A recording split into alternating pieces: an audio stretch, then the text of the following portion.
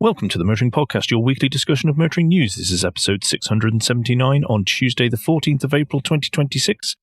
Hello, I'm not Alan, I'm Andrew, and this week you'll hear us explain what the definition of sale is. In new car news, you can join us in hoping the promises wrapped up in a tiny package from Japan are backed up in the real world. And in points of interest, you'll learn what the future looked like in the early 80s. And we have no follow-up this week. We go straight in to the new news. And as it's towards the beginning of the month, and unfortunately Alan is not here for this, but it is the new car registration figures for March 2026.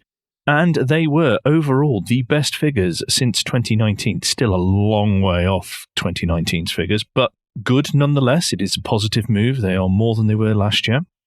Also, this is the best month ever for battery electric vehicles, with 86,120 registered. That gives them an overall market share of 22.4%. For year on year, though, for the month, it is up 24.2%. This should really surprise no one, because as we get closer to the 2030 date, 2035 date, obviously, the manufacturers will be providing or looking to sell fewer internal combustion engine vehicles to ensure that they hit their mandated figures, although we can get onto that in a bit. Therefore, as more adoption happens, more people go through the cycle, particularly if you're on lease and fleet stuff, you will then be renewing your battery electric vehicle. The chances are that you probably will go for a battery electric vehicle again. Or maybe a PHEV, because PHEVs did astonishingly well. They rose year on year 46.9%. Petrol was 165,997 registrations, which is down, again, this is year on year, down 6.1%. Diesel was 18,571, which is down 11.4%. Do not forget, last year we were already seeing diesels dropping quite dramatically. This is just continuing that because less and less, well, there's just less options. And the petrol hybrid, for most people, can pick up the economy, which was the side of things that some people needed a diesel for. Full hybrids registered 60,268, which is up 7.3%. And I've told you the BEV and the PHEV. If we look at where the vehicles are registered, private is up. It was 162,470, which is a 10% change on 2025. And that means their market share is for 26 is 42.7, which is up just a fraction on last year, which is a good thing, although it needs to be more to balance out the inequality, which is fleet, which was 208,853 vehicles registered. Their market share now is 54.9%. Business was 9,304, up from 7,830, so that's 2.4%. The top models, and starting at number 10, the BMW 1 Series registered 4,936. Number 9 was the Tesla Model Y. Number 8 was the Volkswagen Golf. Number 7 was the MG HS. Number 6 was the Volvo XC40. Number 5, Vauxhall Corsa, which was 6,315 models. Number 4 is the Kia Sportage. Number 3 is the Nissan Qashqai. And a bit of a shock, the Ford Puma with 9,193 vehicles registered. Therefore, our new number 1 most registered vehicle, that is most registered, not most sales, is the JQ7 with 10,064 models registered. We all need to remember this, particularly the UK media, which seem to fail on this dramatically this week, is that the only data we can go on is registrations. A registration does not equal a sale. A sale, legally, has to involve an exchange of monies. Registrations do not in the way that the UK does it. It's different in Europe, obviously. To do a registration, you have to actually sell the car. We don't do that system for whatever reason. Therefore, it leaves it up for the potential of abuse where companies register more than they have actually sold. But if I run onto the spreadsheet of doom, which is about 50-50 actually, when it comes to colour-wise, but numbers-wise, it's very different.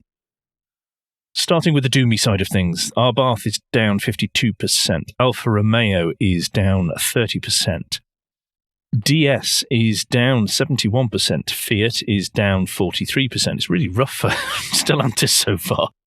Ford is down 19%. What that equates to, because these are quite large numbers, last year they registered 23,634. This year, 19,178. Genesis is down 32%. Jaguar is down 100%. Again, like we talked about last month, should be no surprise, they've got no vehicles to register, or they shouldn't have any left to register, and this is the first month where there is 0 registered. Lotus is down 37%. Maxus is down 100%. They registered nothing in March this year. Porsche is down 22%. Seat is down 29%. Skywell is down 17%. Sorry. Subaru is down 40%, and other imports is down 52%. Now, if I go back to the top and start with the more positive numbers, Alpine is up a whopping 1,723%, winning the Not Sponsored by MG Award for most impressive percentage change. BYD is up 134%, Citroën is up 144%, Cupra up 17%, GWM 224%, JQ up 574%. They registered this year 12,034 vehicles as opposed to 1,786 last year. That's a marked turn. And if you go on to Auto Trader and put in less than 100 miles in your search term, you will find the number of JQs that hit that mark is actually quite limited. So this has not been done purely on pre-regging, in case anyone was wondering.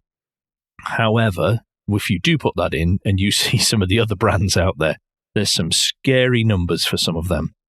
And moving on though, a Leap Motor is up 880%. Mini is up 32%. Omoda is up 184%. Smart is up 17%. Suzuki is up 67%. Tesla is up 20%. And Xpeng is up 819%. Therefore, we can see that the newer Chinese vehicles have really taken a hold in the market, and they are making massive jumps in the number of vehicles that they are getting registered. As ever, Mike Hawes gave a statement, and he said, "The strongest new car market since 2019 with the highest ever volume of EV registrations is a boost to the industry and the economy. However, the headline belied the costs incurred and the challenges involved. Much of March's performance will be from orders placed before the start of the Iran conflict, which threatens to raise the cost of living, undermining consumer confidence. Against this backdrop, and with the EV market falling further away from the mandated levels despite record levels of incentives, an urgent review of the transition is required to secure a sustainable market, economic growth, and the UK's net zero ambitions." We've echoed that. We have said that it needs to be done. We've repeatedly said how the numbers were fantasy numbers in the first place that didn't reflect reality then, and they really, really do not reflect reality now. Hopefully the government listens and it doesn't get too late. Okay, let us move on. Talking of the government, and once more, TATA benefit from money from the government, as there is 380 million being invested in the Tata Group's Agratas battery factory that is being built in Bridgewater in Somerset, or near Bridgewater in Somerset. This is apparently a £4 billion facility, and when it opens in 2027, there will be more than 4,000 jobs created to do with this plant. And the expectation is that the 40 gigawatt hour output that this factory will be able to do should be about half the UK's needs by 2030. The grant came from the Modern Industrial Strategy, delivered from the Department of Business and Trade's Automotive Transformation Fund via the Advanced Propulsion Centre, or APC. Wow, how many hands did this go through? The government has made some estimations on what the economic growth over a 25-year period as a result of this. Allegedly, and my word, talking of fantasy figures, £43 billion of economic growth. But one of the good things to see is that there will be 300 apprenticeships on the site as well, connected with the over 4,000 jobs. That is good. Also, they say that there's going to be over 2,200 people who are working on the site's construction during the coming year before it opens. This wasn't the only automotive side of things that got some money from the grant. There is Altilium Metals, which make low-carbon recycled battery materials. They have received $18.5 million to build a new battery recycling facility in Plymouth, Devon. That's great. They expect to be able to process 24,000 EV batteries per year with that, removing the materials. The technology has been trialled apparently already with tests with JLR and Nissan, so that sounds good because that will be supplying the local market. Don't forget there's Sunderland as well with their battery factory. And also there is Surface Transforms, which is working on ultra-low emission brake technologies, and they got $3.5 million. As we know, brake and tyres are the next focal point as far as emission goes. The EU's already made that clear, and the UK will just adopt it, I am sure. It's positive. It's being put into the car industry. This is a good thing. Well done, TATA, for being on the end of that, the lion's share of that again. Right, this is an article that is in Autocar, and it is titled New Stellantis Europe Design Boss Vows No Clones in Effort to Separate Brands. We've included this because anyone who's listened to us, I don't know, over the last year or so, has maybe heard us, more me than Alan, because Alan tries to be nicer than me, talking about how Stellantis has liked to make vehicles very, very similar, particularly in silhouette, and the front and the back are allowed to be changed slightly, but the rest are sharing panels because of economies of scales, etc. However, now that Gilles Vidal is back from Renault, he's said, nope, that's not going to happen. Where it's possible, because don't forget they will be sharing underlining platform and hard points and engineering stuff like that you just cannot get around. But outside of that, he wants each of the brands to have their own individuality.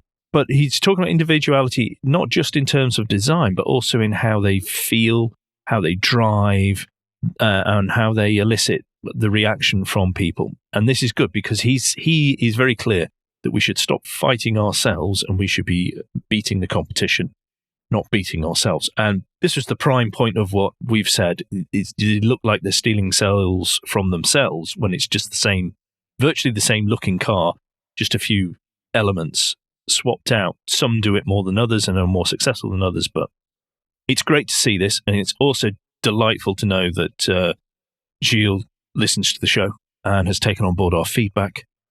We look forward to the consultancy fee being paid at a later date.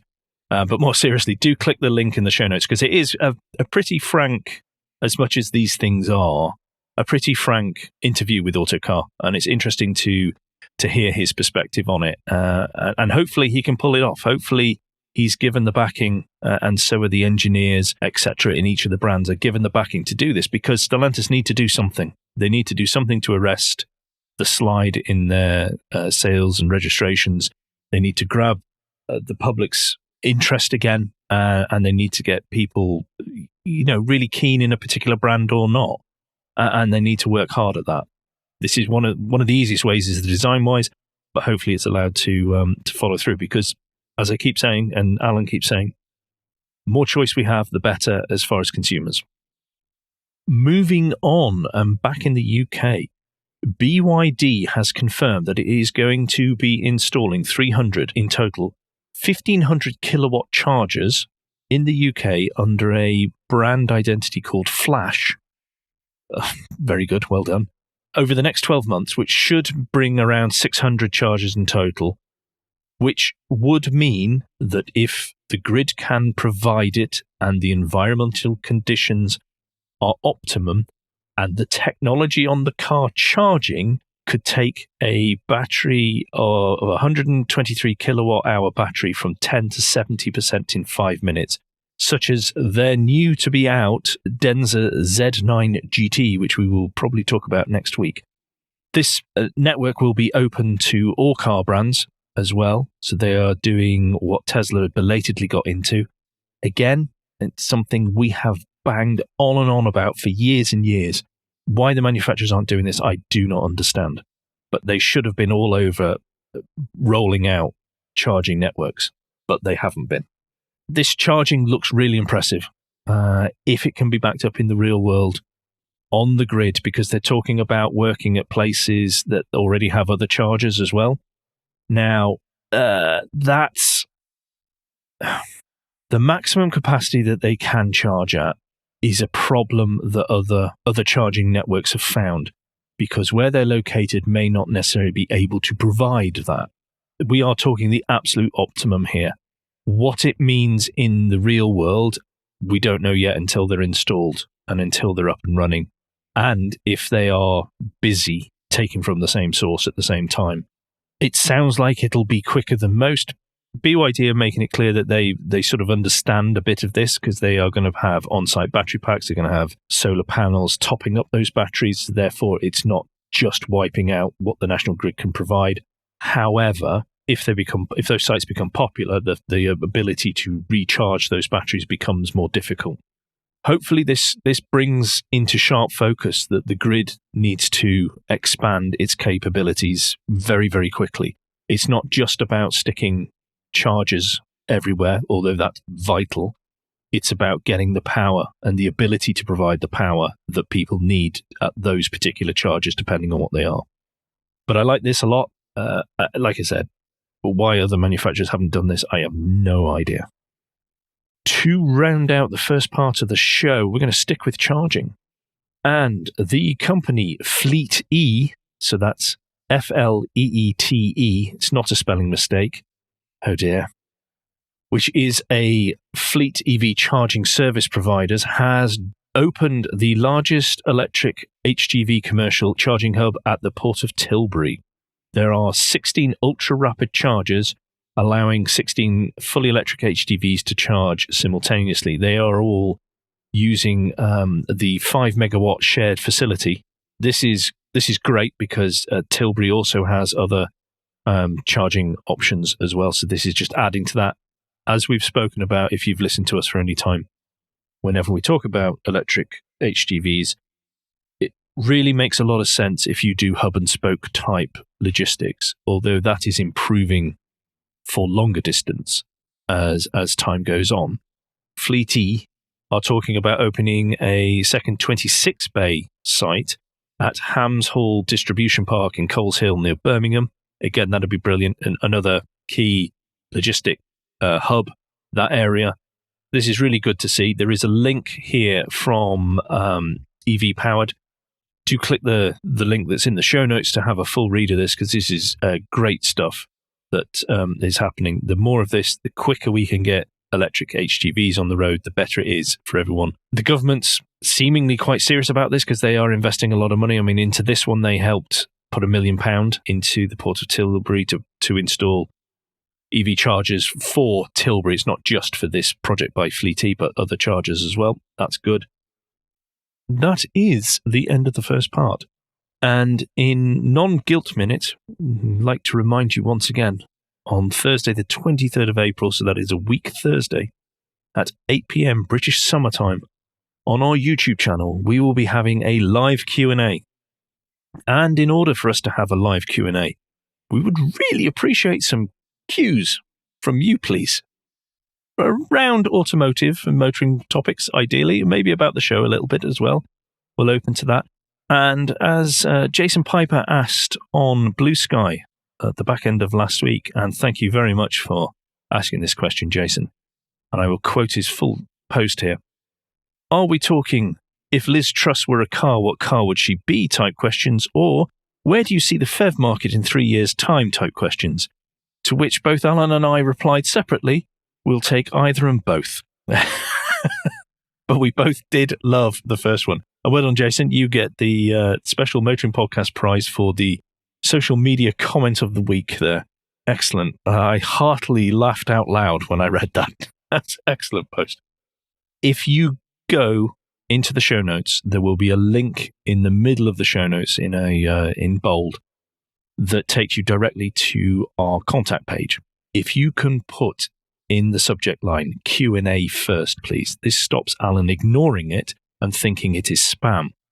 Unfortunately, it does that with important messages too, apparently, but there we are.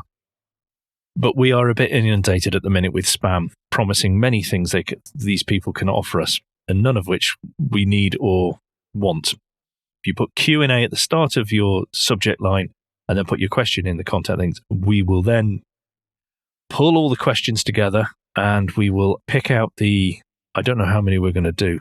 It depends how long it's going to take us, but we will put them into a running order, and then we will go live a week Thursday at 8 p.m. British summertime on our YouTube channel. Looking forward to it, actually. Please get the questions in. Moving on, it is new car news. And this week, we're in for a tiny, lovely surprise. You've probably heard or seen this because it was all over everywhere. The Honda Super N EV. This is a small city car with a range of up to 199 miles, but it's under £20,000 apparently, and it's going on sale this summer. All that really sounds good. I know last week or the week before I was moaning about vehicles being over a certain price and how under 200 miles was just not acceptable, frankly. Under 20,000, you're doing nearly 200 miles, or it has the potential to do nearly 200 miles. That's spot on. That is actually offering something to customers that enables more people to take advantage of an EV than other models that are on offer. Some more expensive and some less expensive. It just takes that element of stress and fear out for people who haven't moved across yet. Obviously, we've got all our fingers and toes crossed that the real world experience gets close to this 199 miles in optimum conditions, because we have to remember conditions affect things. But this is great. There's a lot of talk about how it reminds people of the Honda City Turbo 2 from the 80s. The colour that's in there's a link to a Motor and Research article here, but the colour that's been picked for this looks absolutely superb. The car looks great. Like their E looked great. Unfortunately, didn't back it up with the price and the specs. But the car looked great. And this one equally looks great. And I can see this just being something that people really want to have and will meet a load of needs, because there's that psychological barrier to get through. Even though most people don't do many miles, it just gets them over that barrier, especially if they don't have a home charger or charging at work or whatever. They have to rely on the public network. This makes such a lot of sense. Do click the link in the show notes, have a look around it. The full details will come out in due course, and when they do, obviously we will bring that to you when it gets close to the launch time. I can't wait to see one. I can't wait to try one. I'm really excited for this. Genuinely excited for this car. This is one of the first cars for years. It feels like years. I'm genuinely excited because I think this can do so much for so many people, particularly those who are reluctant to adopt. And I think there's a lot to be said for that. Now I'm going to move to Cupra. Only last week I was complaining that we didn't know what Cupra were going to be coming out with. And obviously they listened to us and have rushed out development of their Renault 5 rival. Just in a matter of days, obviously. This is the Cupra Raval, and it is going to start at just under £23,000. With that, you will get a 37 kilowatt hour lithium iron phosphate battery, which will give you a claim range of around 185 miles. What I was saying before, previous one, 199 miles under 20,000. That's a bit disappointing, I have to say. We're using a 90 kilowatt, maximum of a 90 kilowatt charger. You can get from 10 to 80% refill in 27 minutes. That's not dreadful. But that's the core base trim level. If you go up to the V1 and the V2, you get the 52 kilowatt hour nickel manganese cobalt battery, or you can get that, which then gives you a range of around 280 miles They're 133 brake horsepower standard, but when you go up to the 52 kilowatt hour nickel manganese cobalt battery, you can get 208 brake horsepower. There will be a range topping one to try and rival the Alpine A290. That's going to be priced at around £37,000. That's a bit spicy, but if you are saying you're rivaling the A290, okay, that's going to have the same 52 kilowatt hour battery pack, obviously with the extra performance that they will get from the motor and everything. That will bring down the 280 miles to nearer 250 miles. Again, that's not too bad. I think it's a good-looking little car. I quite like Cupra's style. Interior, very recognizable from VW Group.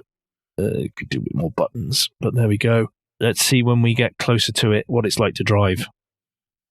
That leaves us now with the last vehicle that we're going to discuss this week, and that is that Mitsubishi is bringing back the Outlander PHEV. One of the original, if not the original PHEV of the UK market. And it's coming back with a £47,000 price tag, which is quite chunky, especially if you go back and remember who was registering an awful lot of vehicles this year and what one of their prime market moves is, and that is the affordability. This puts it straight in up against the Hyundai Tucson, the Toyota RAV4 and the Ford Kuga. And that's without going down in terms of thinking of JQs, Omodos, Chery, that sort of stuff, all those as well. Just bear that in mind. And when it comes here, again, we've not been given full specifications, but EV Powered have managed to winkle out a little bit of information, and it is expected that the EV only driving from the PHEV will be 53 miles. And I remember testing one of these back many moons ago, and the range was 20. Well, I physically got 20-something out of it. Not great. It was pretty good for the time, but fortunately they have updated their technology to do that. The overall range is expected to be 500 miles, when it's a combination of the 2.4-litre naturally aspirated petrol engine and then the 2 electric motors, so that it's got 4-wheel drive all the time. In terms of EV owning, it's close to the likes of Tucson, the Kuga, and the 5008, but it's way short of the VW Group and Toyota. Does this offer something significantly different enough? Does it offer something positive enough to make a dent? That the 5 years they've been gone, I just worry that it's been a very significant 5 years because the incumbents have taken up the slack. And I mean, you look at the difference in the Hyundai Group in that time. You look at the difference in the VW Group in what they've now got to offer in that time. Toyota have always been there and thereabouts when it comes to hybrids now, and then they've gone in for plug-ins as well. Then you've got, like I said, the Chinese brands. They're offering lots on paper for less money. I hope it's enough. I mean, they're coming over with 2 cars that we know. So they're coming over, or 2 vehicles. They're coming over with the PHEV and the pickup. We know them in this market, so maybe they're trying to start us off being familiar, but there are more vehicles to come. Hopefully they bring some more differentials that help them stand out a bit. I'm going to now take us to points of interest. And we have a lunchtime read, and we have a lunchtime read from Driven to Write. S.V. Robinson has written, and it is titled A State of the Market, a brief look into comings and goings in the compact estate market. And I picked this because I think it's really interesting, not only because he sort of explains what he considers the compact market and how that's more affordable as well.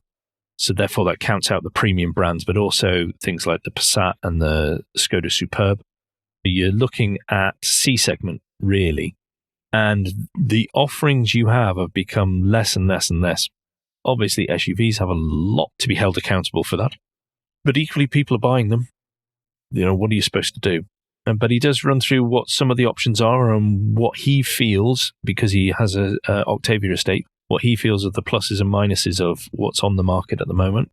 I just find it interesting because I think the estate still offers more practicality than the SUV. alleged equivalent. I don't think it uses its footprint as well. The only difference the main difference you can argue is the height of seating position. So therefore, it's easier to get in and out of a taller car. That's understandable. But other than that, is it actually offering more? Or are we just being suckered into thinking it does? Or is there a different psychological reason that people prefer an SUV? But I think it's a lovely written article. I found it really fascinating. It got me thinking as well. Hopefully it'll do the same for you. Which moves us on to the list of the week. It is from Top Gear. And once again, Mr. Tom Ford has written another cracking list of the week.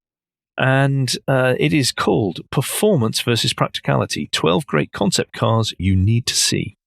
Well, he asked the question, what's better, sporty invention or practical creativity?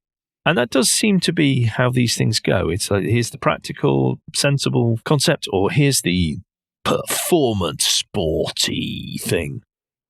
Sometimes there's a bit of crossover, and there is a bit of crossover in here. However, out of the 12, I will ask everyone to scroll down to, and this I did find this very tough because I thought virtually all of these were very interesting in their own ways.